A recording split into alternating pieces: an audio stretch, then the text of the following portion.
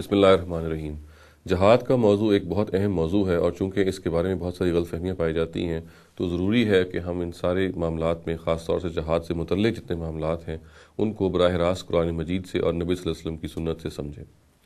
جو ایک اہم بات جہاد کے ضمن میں ہمارے سامنے رہنی چاہیے وہ یہ ہے کہ جہاد کا ایک جذبہ محرکہ ہوتا ہے، اس کی ایک ڈرائیونگ فورس ہوتی ہے۔ اس کے بارے میں قرآن مجید بالکل متعین طور پہ یہ کہتا ہے کہ جہاد کا جذبہ محرکہ وہ صرف ایک ہے، اور وہ ہے اللہ تعالیٰ کی خوشنودی۔ یہ بات میں پہلے عرض کر چکا ہوں کہ جہاد جب بھی کیا جائے گا ایک اسلامی ریاست ہی کرے گی، اور اس دور میں جب بھی کرے گی تو وہ ظلم اور عدوان کے خلاف ہی کرے گی، اس کے علاوہ کوئی بنیاد اور جہاد کی نہیں ہے۔ چنانچہ جب یہ کیا جائے گا، جیسے کہ میں نے عرض کیا کہ اس کا جو جذبہ محرکہ ہے وہ کوئی ذاتی خواہش نہیں ہو سکتی، وہ آپ کی ذاتی امبیشن نہیں ہو سکتی، وہ یہ نہیں ہو سکتی کہ آپ نے ایک ملک کو فتح کرنا ہے، کوئی جہانگیری اس کا مقصد نہیں ہو سکتا،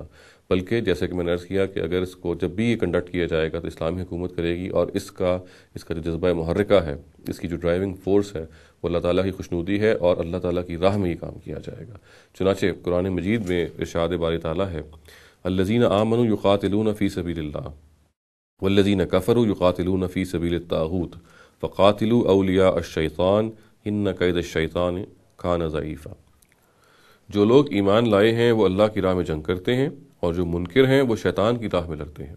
لہٰذا تم بھی شیطان کے ان دوستوں سے لڑو، تمہیں یقین رکھنا چاہیے کہ شیطان کی چال حقیقت میں بودی ہوتی ہے۔ چنانچہ اس آیت سے بالکل واضح ہوتا ہے کہ جب بھی جہاد کیا جائے گا یہ خالصتاً اللہ تعالیٰ کی راہ میں کیا جائے گا، اللہ تعالیٰ کی رضا طلبی کے لیے کیا جائے گا۔ نبی صلی اللہ علیہ وسلم نے اس آیت کی توضیح میں مختلف باتیں جو فرمائی ہیں ان کو میں بہت اختصار کے سامنے آپ کے سامنے رکھے دیتا ہوں، تاکہ اس آیت کا جو مدعا ہے یہ مزید واضح ہو کے ہمارے سامنے آئے۔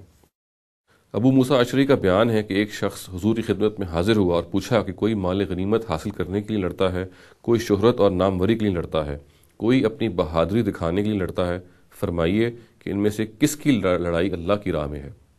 صلی اللہ علیہ وسلم نے جواب دیا کہ اللہ کی لڑائی تو صرف اس کی ہے جو محض اللہ کا بول بالا کرنے کے لیے میدان میں اترے۔ ابو امامہ باہلی روایت کرتے ہیں کہ ایک شخص رسول اللہ صلی اللہ علیہ وسلم کے پاس آیا اور عرض کی، اس شخص کے بارے میں فرمائیے جو مالی فائدے اور ناموری کے لیے جنگ کرتا ہے، اسے کیا ملے گا؟ آپ نے جواب دیا، اسے کچھ بھی حاصل نہ ہوگا۔ اس شخص نے 3 مرتبہ یہی بات پوچھی اور آپ نے یہی جواب دیا، یہاں تک کہ فرمایا، اللہ کوئی عمل بھی اس وقت تک قبول نہیں کرتا جب تک کہ وہ خالص نہ ہو اور اس کی رضامندی کے لیے نہ ہو۔ ابو ہریرہ روایت کرتے ہیں کہ ایک مرتبہ حضور نے فرمایا صلی اللہ علیہ وسلم،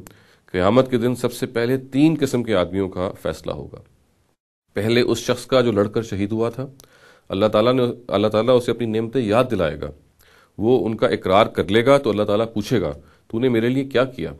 وہ کہے گا، میں نے تیرے لیے جنگ کی یہاں تک کہ شہید ہو گیا۔ اللہ تعالیٰ فرمائے گا، تو نے جھوٹ بولا، تو نے اس لیے جنگ کی تھی کہ لوگ تیری بہادری کا اعتراف کریں، سو یہ ہو گیا۔ پھر اللہ تعالیٰ اس کے لیے عذاب کا حکم فرمائے گا اور اسے منہ کے بھل گھسیٹ کر دوزخ میں ڈال دیا جائے گا۔ ایک اور روایت ہے، عبادہ ابن صامت بیان کرتے ہیں کہ نبی صلی اللہ علیہ وسلم کا ارشاد ہے،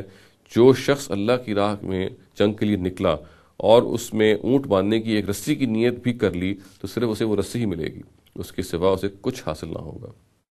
ایک اور روایت ہے معاذ بن جبل کا بیان ہے کہ ایک موقع پر آپ نے فرمایا، لڑائیاں 2 قسم کی ہیں، جس نے خالص اللہ کی رضا جوئی کے لیے لڑائی کی اور اس میں اپنے حکمران کی اطاعت کی، اپنے بہترین مال خرچ کیا، اپنے ساتھیوں کے ساتھ نرمی کا رویہ اختیار کیا اور فساد سے اجتناب کیا، تو اس کا سونا جاگنا سب باعث اجر ہوگا۔ اور جس نے دنیا کو دکھانے اور شہرت اور ناموری کے لیے تلوار اٹھائی اور اس میں اپنے حکمران کی نافرمانی کی اور اس طرح زمین میں فساد پھیلایا تو وہ برابر بھی نہ چھوٹے گا۔